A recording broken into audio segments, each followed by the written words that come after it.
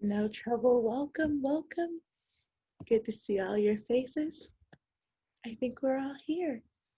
Beautiful. All right, Miss Sarah, whenever you're ready, you can take us away. Okay, good evening, everyone, and welcome. This is the Latinx at Wofford student panel. My name is Sera Guerry, and I'm a junior majoring in religion and minoring in history. I am a student coordinator in the Office of Diversity and Inclusion, or ODI, and I will be serving as tonight's moderator for this panel. In addition to the programming organized by the Latinx Heritage Month Planning Committee for Latinx Heritage Month, this panel was solely planned and executed by ODI under the leadership and support of the wonderful Dean Taifa, Miss Nadia Glover, myself, and my fellow student coordinators, Isaiah Franco and Park Faison. ODI's desire for this panel stems from the desire to and need to uplift the voices of one of the most marginalized student groups on campus, Latinx students. It is our hope that through this ODI program and the stories that our panelists, Jeanae Escobar, Paola Cruz, Sandra López, Hector Ortiz, and Isaiah Franco will share, will allow each of you in the audience tonight to use your positions of privilege and power to highlight, amplify, and uplift all Latinx students at Wofford, which will allow for a more anti-racist and equitable campus community. So we're going to start with our first question for the panelists, which is just a brief little introduction. So if you could just say your name, your year, city and or town, major, Wofford leadership roles, and something fantastic that has happened this week. Sandra, why don't you go first? All right. Hey, everyone. My name is Sandra López. I'm a senior from Woodruff, South Carolina, and I'm a finance major. I'm a Gateway Scholar and a Bonner Scholar, and I'm just looking forward to this week to be over. Fair. Jeanne, why don't you take it away? Well, my name is Jeanae Escobar. I am a first year here at Wofford. I'm from Charlotte, North Carolina.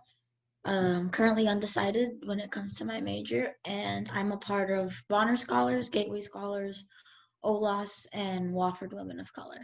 And something good that has happened to me this week is that I got positive feedback on my first paper, so it was really good. Oh, that's so nice. Hector? Thank you, Sarah. My name is Hector. I am a junior here at Wofford. I am from Salida, South Carolina. I'm a biology, philosophy, and Spanish major. And one good thing about me, or that's happened to me, I gave a successful environmental science presentation for my first time. It was quite successful. Oh, that's so nice. Presentations are terrible. Isaiah, go ahead. Thank you, Sarah. Hello, my name's Isaiah. I am a sophomore. I'm originally from Philadelphia, Pennsylvania. I live just outside of it now. I'm planning on majoring in international affairs and Spanish. I'm Puerto Rican. I have the flag behind me. I wanted to throw that in too.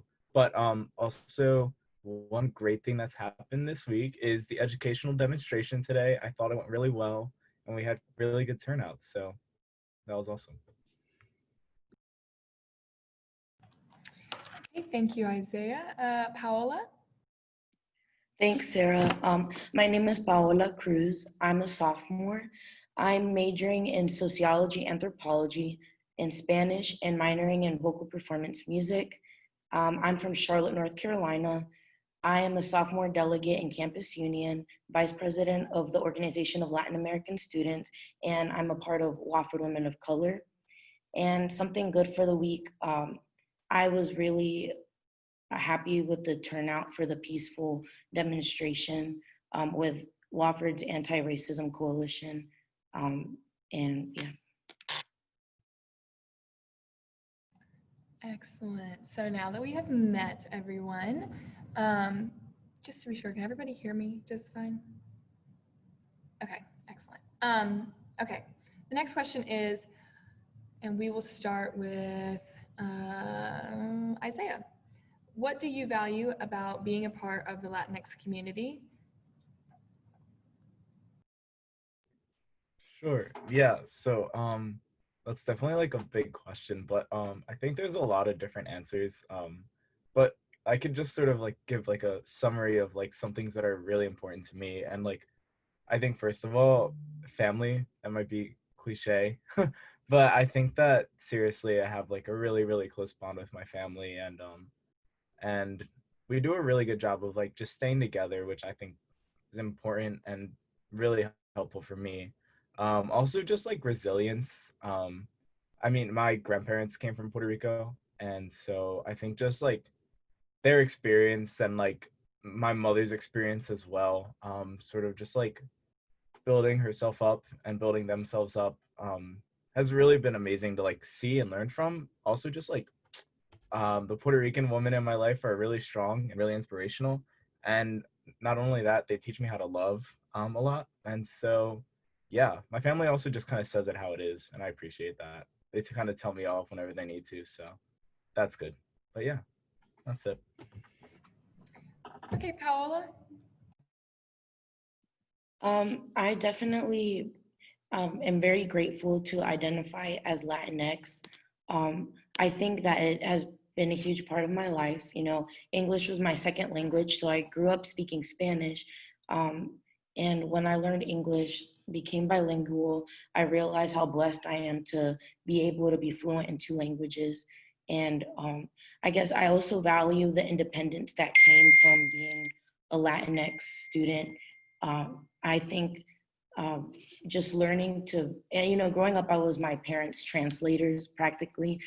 So wherever we would go to public places, I'd always have to translate. So if it was at a grocery store or at my school for teacher conferences, and I really think that that sense of independence has helped me grow to be the person I am, and also love the culture, you know, the music, the food. I couldn't ask to be anybody else. That's adorable. Okay, Sandra. For me, it's just being able to spice up my life a little bit more. Like Paula said, uh, English was our second language, and so like I learned English when I was in first grade. And from that, you know, I just value being able to have another culture to relate to, and just being able to listen to music in Spanish, and also getting to eat the great food that we have, and you know, the moral and the family aspect that Isaiah was talking about too.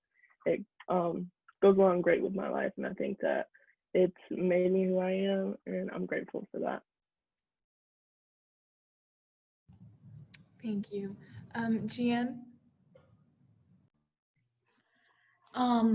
Growing up in the Latinx community has always been very much of a comfort for me, and that's kind of what I'm most proud of, that I find the most comfort within the things that I've grown up learning, and the things that I embody today. If you ask me, I love cooking Ecuadorian food. I love listening to 80s music, but in Spanish. And it's just it gives me, it's a large part of my identity, just being able to say that yes, I am from a Spanish speaking country. I have this rich culture that I can be proud of, that I can uphold. um, and at the same time, I am progressing. I am revolutionizing what it means to be Latino in today's society. Not just within like our community, but also within my own family. And it's just something that I that wouldn't make me me if I didn't have it. That was really articulate. Okay, Hector, go ahead. Thanks, Sarah. I think I'm just gonna echo what everybody else has said. Being part of the Latinx culture has really been a major part of my intersectional identity. I think that without it, I probably would not be Hector, to a certain extent. growing up with Mexican heritage, growing up in Mexico City, I was raised in Mexico City. Things are very different. And so one of the things that I learn a lot and that my family just values a lot is resilience and passion. And I think that I've been able to somewhat show that here at Wofford, being resilient through any adversities that come my way and just being passionate about things. I'm the sort of guy to start something and finish something with passion and, carry that along with me. All right, thank you all. One quick thing I did want to go ahead and mention now that we have mostly everyone in the chat. There will be a Q&A period at the end, and so if you have any questions, feel free to drop those into the Q&A little option at the bottom of the screen. And then we will have our panelists answer those towards the end. And yeah. Okay, so for the next question, Sandra, you can start it off for us. How is your identity shaped? How you have navigated spaces and places at Wofford? All right, good question.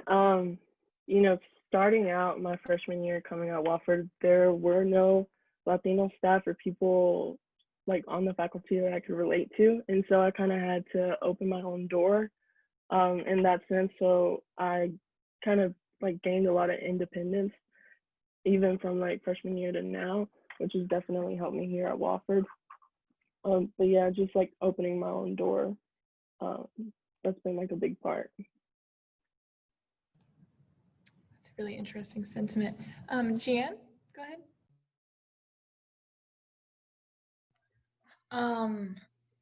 Definitely it's pushed me to go ahead and find where I belong, because college, there's a place for everyone.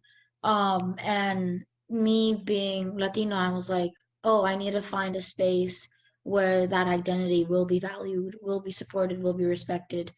And it's also impacted the people that I surround myself with here on campus. And it's been with the people that I've been around, it's been very supportive, very like a very small community, but I value that a lot. Just knowing that these people will understand where I'm coming from and that I'll understand where they're coming from.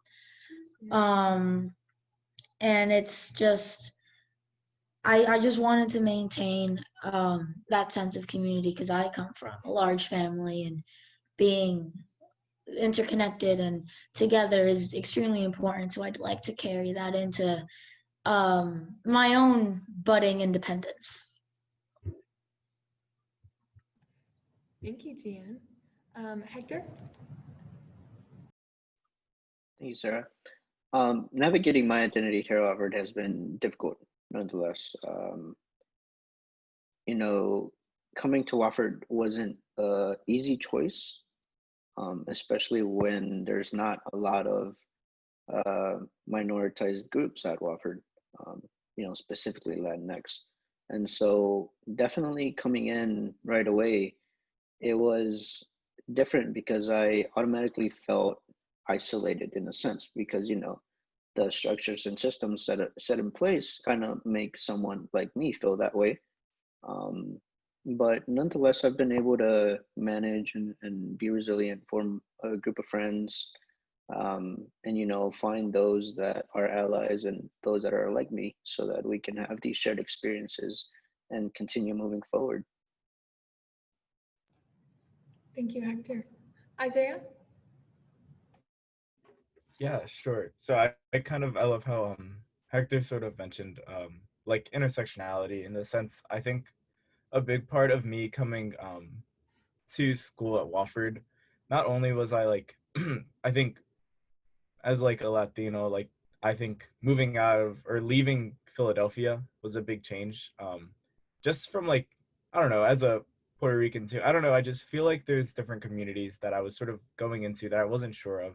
And that came with the cultural shift of moving to the South too. And I think a part of being Puerto Rican for me was being Catholic from when I was very young. And I think a lot of times I've kind of been navigating both of those at the same time. and sort of reconciling how I feel, and sort of like Jan was saying, like what type of Latino I want to be, and sort of shape my own identity. But I think through that isolation, I think in order to fight it, I pushed myself to sort of join a lot of organizations and meet a lot of different groups on campus. And so I'm thankful for that, because I think I've built groups for myself that I'm very comfortable in and I can be myself in. And while I do miss home and I do feel like differences, I think I still have spaces where I can be me, and that's awesome for me. Thank you, Isaiah. Go ahead, Paola. Thanks, Sarah. I guess what I could say is, well, this kind of starts in high school. I've gone to predominantly white schools, been in predominantly white programs, and it's always been a culture shock, again and again. Coming into a community that is predominantly white, that doesn't share the same culture as I do, maybe shares some different values. Um, and I think that that has been a major struggle for me. Um, and I think that it's shaped who I've become, starting when I was 14, when I walked into my predominantly white high school. And then when I went to the main event for Wofford, I was like, whoa, like this is crazy. I feel like I don't belong already. And so my identity has been such that I always feel like I have to prove my worth a little more because I'm a woman of color and because I'm Latina. And so part of my identity is always getting involved and speaking up to professors and creating connections, because I feel like I don't want to get left behind as a person of color, as a Latina woman. So I'm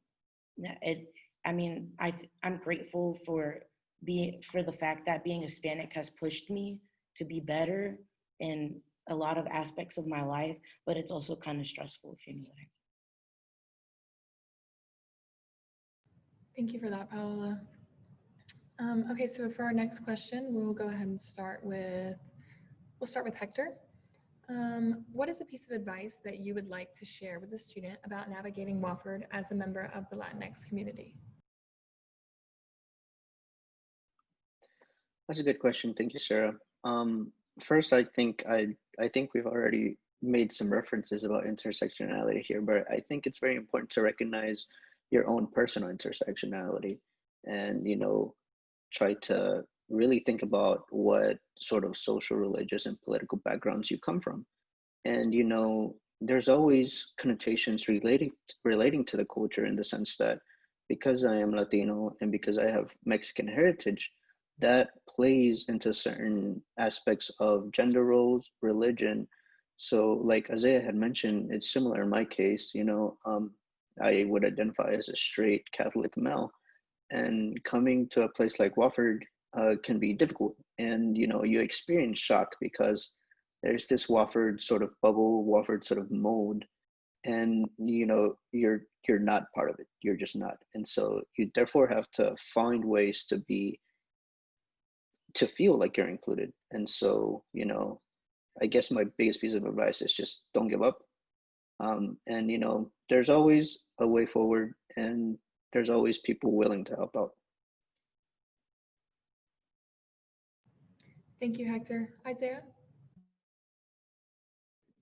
Yeah, so I guess I can mainly really only tailor my advice to like myself, maybe. Something I've always struggled with as a Latino is like kind of my own concept of self. Or this feeling of like not feeling Latino enough, not feeling Puerto Rican enough.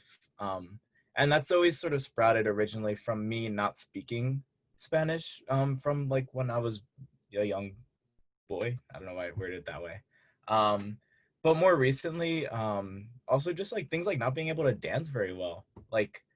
And I feel like that's all just led to this like irrational self-consciousness. So sort of advice that I give to like, I don't know, myself or other people feeling that way is like, I wish earlier on I had made a bigger commitment to be a part of like OLAS, to be a bigger part of Wofford Men of Color, and for other people to be a bigger part of Wofford Women of Color. I think that being insecure in my own Puerto Ricanness and also going like to predominantly white institutions for most of my life, I kind of felt insecure in that and unsafe doing that, or not unsafe, but I kind of always questioned myself, and I wish I had made a bigger commitment earlier. But also, just like things like I would definitely advise, like going to visit Arcadia, like speaking to speaking to a lot of the Arcadia community is predominantly Latinx, and a lot of the students in the schools are like learning English or like are like it's their second language, and it's really cool to just work with them and sort of be like somebody who looks like them in like college. And I think that's been something that's really been great for me and allowed me to connect with the community. So that's like a piece of advice too, like be involved around Wofford as well. Thank you. Sandra? All right, thanks, Sarah. I would say like kind of what Hector and Isaiah were also talking about, being self-aware and not like trying to hide our own culture. Like Paola, I always went to a predominantly white schools growing up, so I was just used to hiding my culture, and I was never like proud of it until about my sophomore year. I just started, being more comfortable. I found my group. I found the allies. I would also like add on to that, like there are allies on this campus, and it might be hard to find them at first, but there's really good people that can make your experience much better. And once you find those, you'll be fine. Thank you. Jeanne? My advice is that it's never too early to reach out. It's never too early to start getting involved, start finding your footing at Wofford, because that's what I did. I had this sudden initiative to just be like, oh, I'm going to start involved. And not even a week after I had submitted my intent to attend Wofford, I was already at an interest meeting for Latinx Heritage Month planning. And everyone was really surprised about it because, an incoming first year, that's really surprising. But through me kind of taking initiative so early on, involving myself so early on, letting people know who I am, it helped me connect with so many other different people. And that instantly makes it easier once you move on to campus, because you'll already have that kind of little mini network of people. And you won't feel as alienated, because as a couple of the panelists have mentioned, it is a culture shock, not just cities, but also the way we do things. I'm always commenting on how other girls in my residence hall, they do things so differently than how I was taught to do them. But without like me having that network of people to talk to about it, I probably would have just like not had a good time. But yeah, just make sure that you find that network by reaching out. Always be the first one to take that first step, because what's the worst that can happen? This is college. This is a land of opportunities. And also recognize maybe that things are going to be harder as a Latinx student. That's just, unfortunately, it's a reality we all have to accept as Latinx students, but that doesn't mean that we won't be able to reach the same opportunities, or we won't be able to have the same goals, because that's if anything, us being Latinx students, that is an advantage for us, because we're going out, we're making a name for ourselves, and I think that's a lot more valuable through hard work. Thank you. Okay, so our next question. Okay, Paola, sorry, go ahead. It's okay. Well, I was gonna say that sometimes I feel like my identity is unrecognized on campus. I know that, ODI always is making constant efforts of making all minorities feel welcomed on campus. And and I'm so grateful for the Office of Diversity and Inclusion's hard work and always trying to make us all feel welcome. The the the Asian Americans, the Latin American students, the African American students. Um, but sometimes I do feel like my identity is unrecognized as a Latinx woman, and I sometimes tend to mold my personality, who I am, for to meet the standards of others. And like, I know that that's, like, other people don't intentionally do things, but sometimes I feel like I have to act a certain way, talk a certain way, dress a certain way, just to be able to fit in with many different groups of people. Um, but my advice that I would want to share to any student at Wofford that is part of the Latinx community is that you don't have to mold yourself to be somebody you think others would like. Because despite having those thoughts, of wanting to change, or and I used to be embarrassed of my culture up until my sophomore year, much like Sandra, of high school, that I started really embracing who I was and really appreciating my culture, the music, the food, the people, the family values. But I would definitely encourage students to not feel like they have to fit a mold just because, you go to Wofford and you see how people are. I just wish that people wouldn't have to feel this way, because I know I feel this way and I don't want to feel this way. But remembering that I'm unique because of my identity is what keeps me going and encourages me to share my culture with others. Much like when I ran for campus union last year, it was Hispanic Heritage Month, and I didn't know much that was going on because I was a first year. So I just got a lot of candy from the Mexican grocery store. I am Honduran and Salvadorian, but I grew up eating these candies as well, and I love them. So I decided to share them with my peers who had never, or many who had never tried those like kinds of candies. But I was like, oh no, it's good. You should try it. Definitely try it. And I will always continue to share my culture with others. And I've also, as I mentioned in a couple questions ago, my feeling of always wanting to prove my worth. I also want to give advice on that. It is good to have that feeling to push you to be better and be a better student, be more involved, but it shouldn't encompass you always. And I think as minorities and as people of color, we always feel the need to have to prove our worth like 2 times more because of the color of our skin or how we look. And I think that it's good that we do that, but not that it should like take up our like mentality, because I know that overwhelms me sometimes, because I've definitely grown up with that ever since I was little and didn't know how to speak English and got bullied by my neighbors because I didn't know how to speak English. So I've always had that mentality, and I sometimes have to learn to slow down, or it's not always about that, So yeah, that's my advice. Thank you so much, Paola. Okay, so our next question is, what is a challenge you've experienced at Wofford as a result of your membership in the Latinx community? Sandra, why don't you go ahead and start us off? All right. Well, I mean, first I'll tell you guys a story of the first time. I was kind of like racially profiled by my own coach. I was just like reading the book after practice, and he asked me if I was studying to get my green card. And I didn't know what to say at that point. And that's kind of when it dawned on me how uneducated people were about my culture and about, who I am. I'm not on the team anymore. That's kind of the reason why. But I never felt like I had a safe space to tell someone that, other than like my friends and my family. I knew that nothing would be done.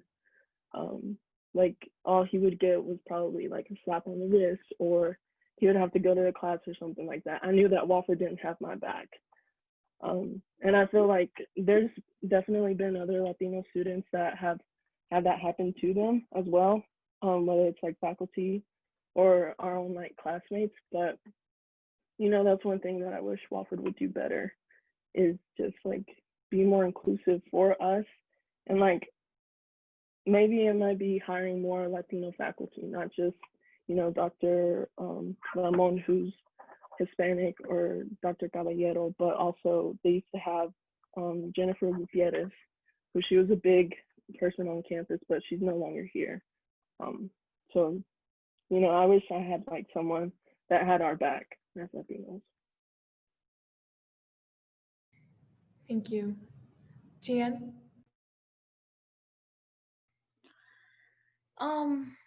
I've definitely struggled being able to connect with the majority of students here on campus.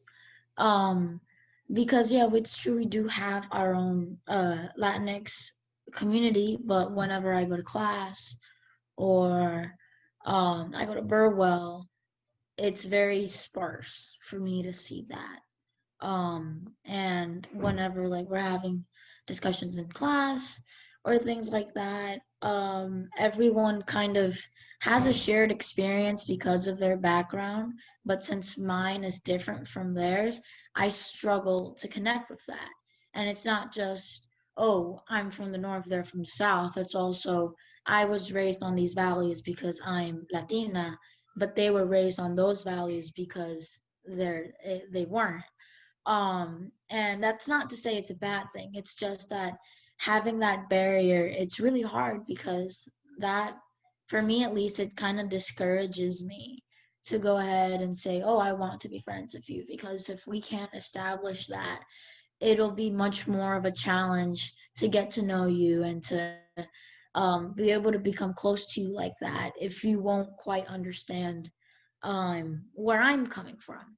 And it's not even just that people just kind of exclude me, because off the bat I I don't look, I don't fit the mold of a stereotypical Latino. I don't fit the mold of the stereotypical Ecuadorian who has those features that if someone were to look at them, they'd say, oh, that person is Latino. But it's as soon as I start sharing my experiences, or as soon as maybe I start talking, because I also carry a slight accent, is that when they realize, oh, she's different. And also just there's a lot of ignorance on campus, on both the faculty part and the student part. Ignorance in the sense where when when situations happen that are against the Latinx community here on campus, they're brushed off. They're not addressed. And when we're talking about bigger issues at hand, like the current political climate right now, a lot of people refuse to acknowledge it, and it's frustrating because I, as a minority student, I can't afford, I don't have the luxury of saying, oh, that's not my problem, because it is my problem. It's something that I live through every day. It's something that I have to struggle with. And it's not fair that others will just be like, oh, it doesn't apply to me. I don't have to worry about it. And that's something that the student body really has to recognize, that you can't be silent, you can't be ignorant to these things, because in the end, they're going to impact all of us.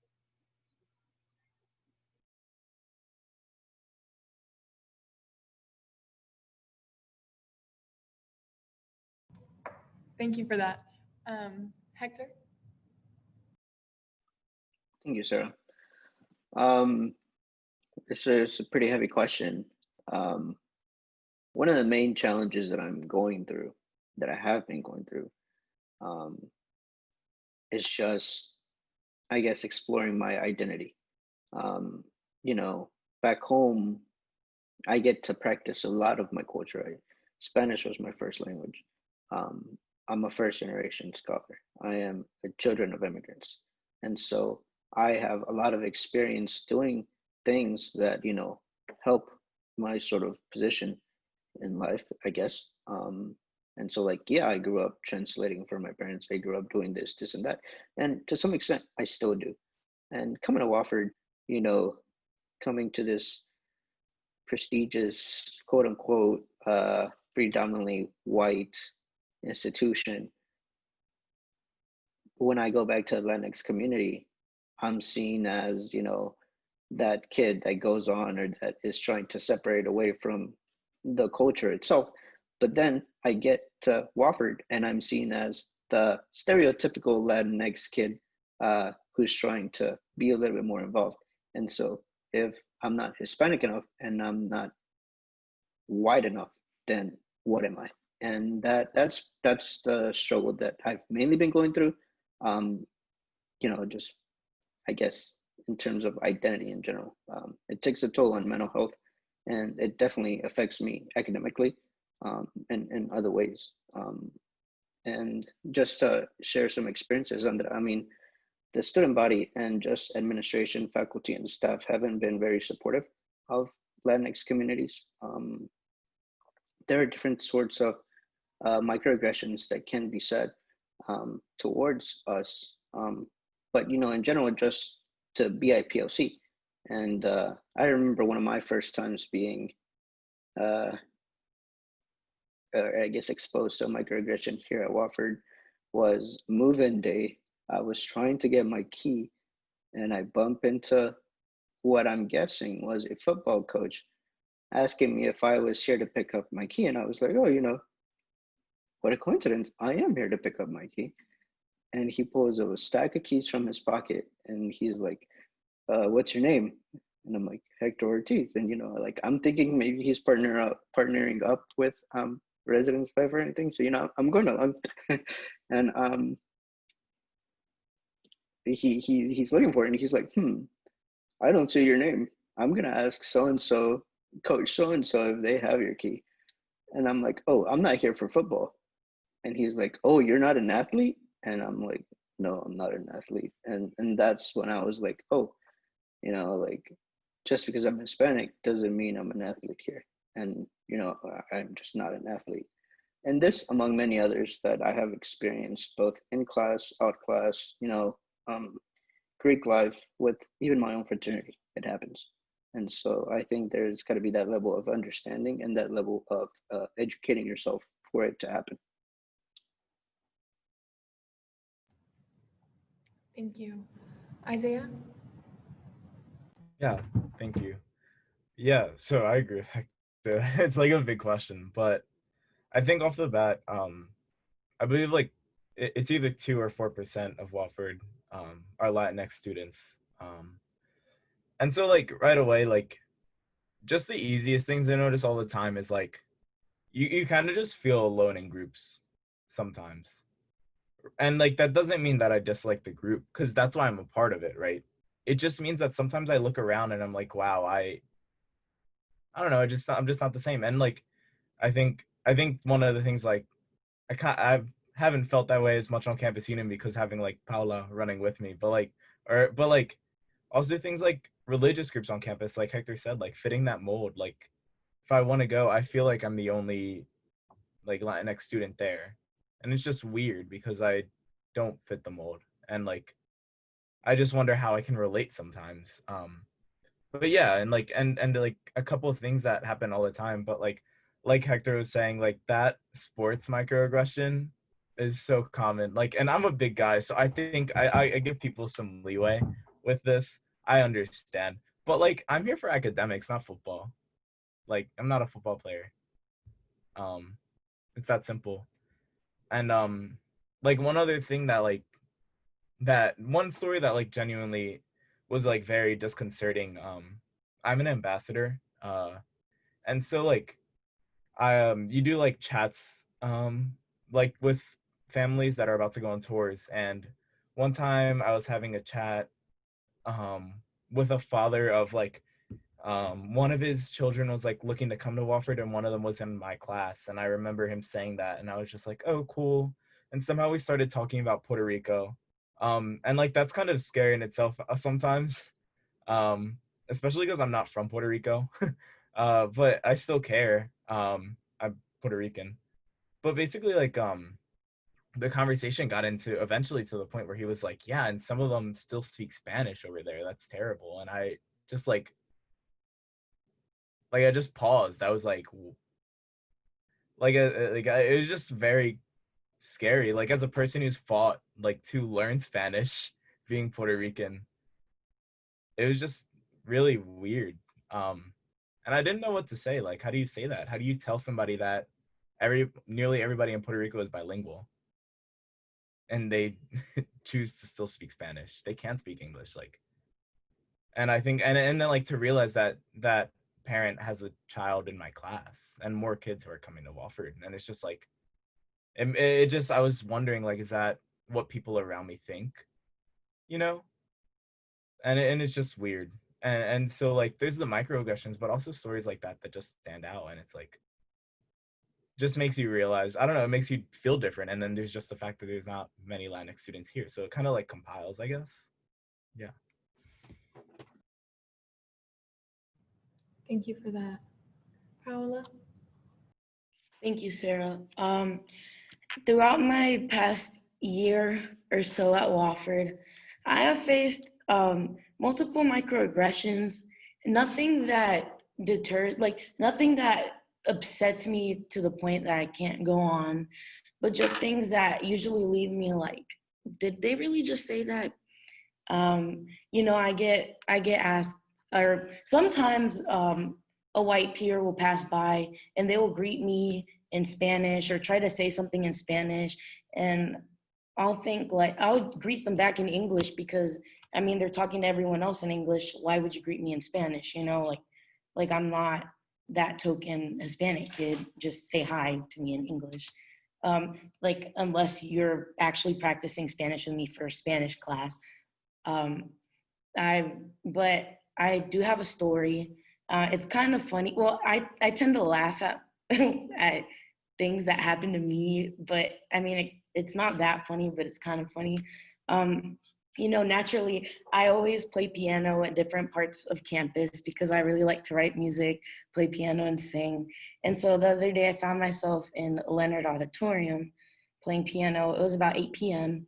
I didn't know if I was supposed to be there, but I would have complied. If somebody like came in and said, "Hey, you're not supposed to be here," I would have walked out. I would be like, "I'm so sorry," but I was just practicing piano, and an authority figure walks in, and he immediately asks, "Are you the cleaning lady?" And I was like, "Do I look?" I'm just kidding. I didn't say that. But I was like, "I'm a student here. Am I allowed to be here?" And he paused and he was like, yeah. Like we went about our conversation. But that comment would not have been asked if I were a white person or anybody else. And so immediately, like maybe a couple minutes after, I was like, did he really just ask me that question? Like, why would somebody that is cleaning main building be playing piano right now? Why did he ask me if I was the cleaning lady?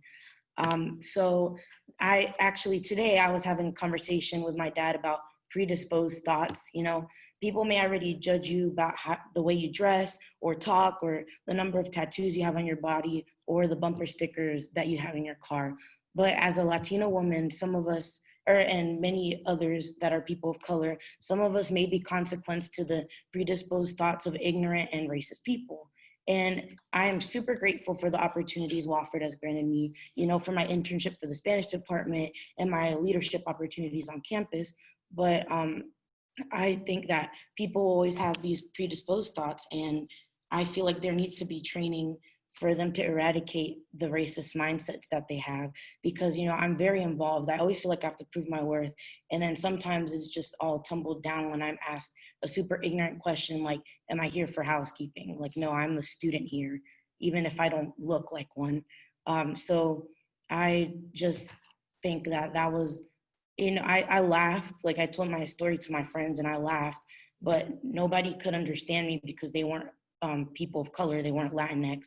So I felt alone because they were like, oh, that's messed up, that's funny. But, nobody knew how serious it actually was that I was asked that question, because God only knows what other authority figures ask other people of color, like very ignorant questions and with these predisposed thoughts. I just think that there should be training, which I'm really grateful for the anti-racism challenge, because I feel like that is definitely helping many students on campus, like rewire their brain from all the stereotypes that they have heard about and all the things they have learned growing up by maybe ignorant or racist parents or families or stuff like that. So that's my story of my challenge that I've experienced at Wofford. I hope I don't continue to feel microaggressions, but always happens, you know. Thank you all for those responses. I can tell that this was a difficult topic to talk about, and there's definitely a lot of history there for all of you. I really appreciate all of you answering these questions. We're now going to move into the Q&A portion. So there's a few questions here. The first one is, in addition to ODI, what can other administrators, staff, and faculty do to support you all on campus? So if anyone has a specific thing they would like to say, feel free to unmute yourself. Yeah, educate yourself. You know, sometimes I'm seen as, you know, coming to Wofford, I've taken a lot of leadership positions. I'm involved in a lot of organizations.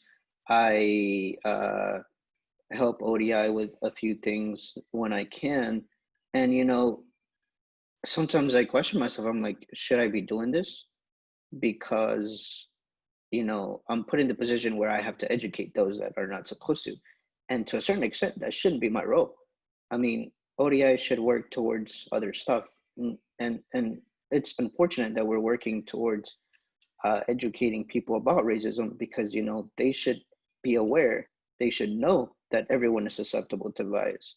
And they should know that there are certain things that should be learned. And, you know, not everyone is the same as you. So that's one thing I would say. I definitely think, like, you know, ODI has done an amazing job so far making sure that all minority groups are feeling included on campus, but it shouldn't just be ODI making people feel welcome. I definitely think that every department on campus should work toward an inclusive agenda, maybe hold a meeting for people of color that are interested in pursuing psychology or interested in pursuing biology or sociology and stuff like that, because sometimes in a classroom, being minorities on campus, there's only one or two people of color, let alone the one Latinx student in class. And sometimes we feel like we're alone in our journey. And I think that if departments were to hold sessions or meetings or little social gatherings for people of color specifically, then it would make us feel a little less intimidated. You know, as a first generation college student, I sometimes do feel alone in this journey. But then I remember that I have people from the Organization of Latin American Students to lean on, and you know, stuff like that. But I think that faculty and staff and different departments should work on creating a more inclusive agenda for all people of color. So that's my suggestion.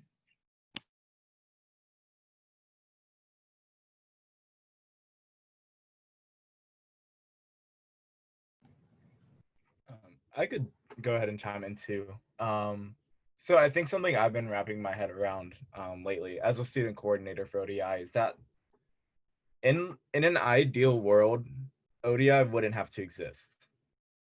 And in a sense, that's like the final goal, right?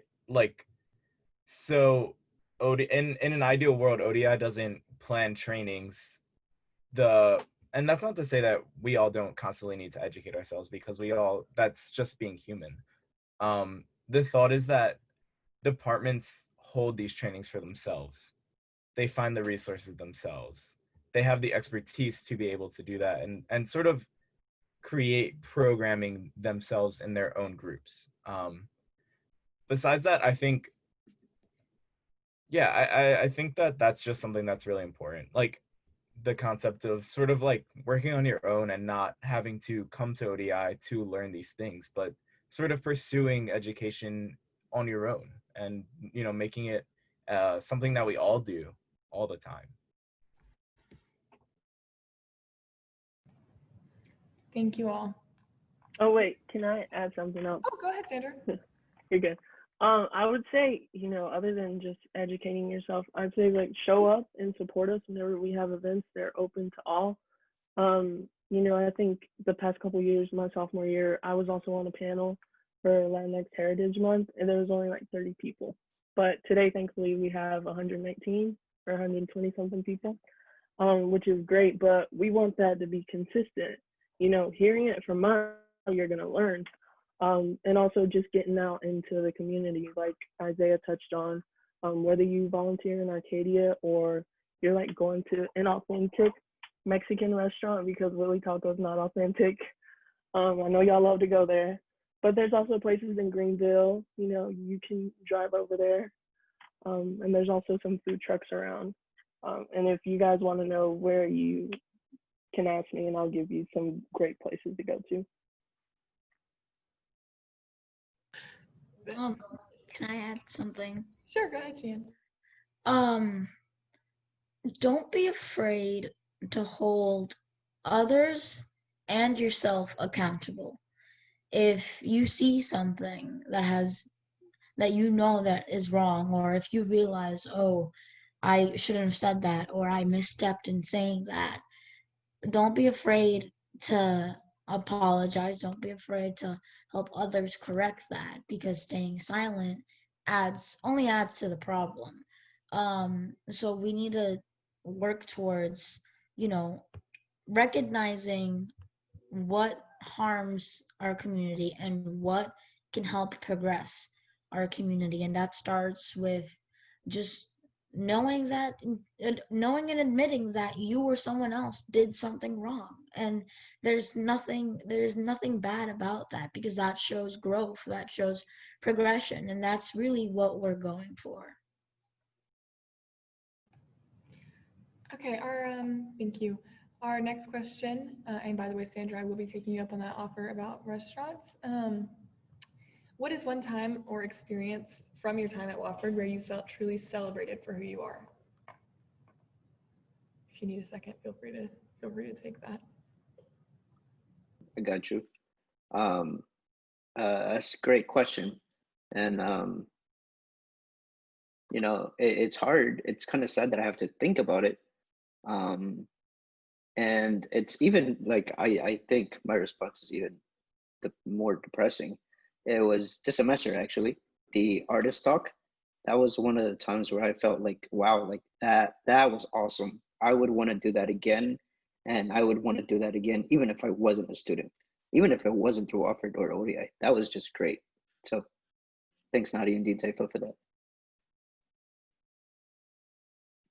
I think that receiving an opportunity to work for the Spanish department this summer really allowed me to be proud of my history, my culture, my background, because I think that like I helped my group by using my personal input as well, which I was really grateful for, and that's when I did feel celebrated as a Latinx person.